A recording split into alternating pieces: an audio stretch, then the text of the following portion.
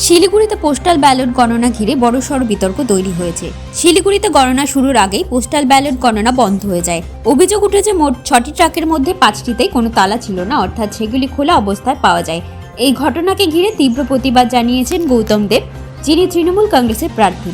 তার অভিযোগ, এত বড় গাফিলতির কারণে গণনার স্বচ্ছতা নিয়ে গুরুতর প্রশ্ন উঠছে। তিনি জানিয়েছেন এ বিষয়ে তিনি লিখিত অভিযোগ দায়ের করবেন। এদিকে আধ ঘন্টা কেটে গেলেও মাটিগড়া নকশালবাড়ি বিধানসভা এবং ফাঁসি দেওয়া বিধানসভার ভোট গণনা এখনো শুরু হয়নি, যা পরিস্থিতিকে আরও উত্তেজনাপূর্ণ করে তুলেছে।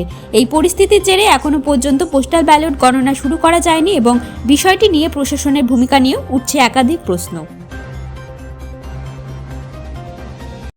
পোস্টাল ব্যালটে প্রথম যখন বক্সগুলো আনা হয় তখন দেখা যায় 6টা বক্সের মধ্যে 4টে বক্স ওপেন আছে এবং একটা করে তালা তার মধ্যে আছে, কিন্তু সেগুলো সুরক্ষিত নয়। আমরা রিটেন কমপ্লেন করেছি যে এটার বিরুদ্ধে যাতে কোনো স্টেপ নেয়। আমরা আরওকে রিটেন কমপ্লেন করেছি। দ্বিতীয় ক্ষেত্রে আমাদের রাজ্য স্তর থেকে জানানো হয়েছিল যে সারাদিন ধরে ইলেকশন হওয়ার পরে যে ব্যালট ইউনিটগুলো আছে সেগুলোর ব্যাটারি সাধারণত 75% বা তার কম হয়ে যাওয়া উচিত, কিন্তু এখানে দেখা যাচ্ছে ব্যালটগুলো প্রত্যেকটাই 90%-এর ওপরে আছে। আমরা জাস্ট এখন প্রথম ব্যালট ইভিএমের ইয়েগুলো কন্ট্রোল ইউনিটগুলো জাস্ট খুলেছে, এখন কাউন্টিং শুরু হয়েছে।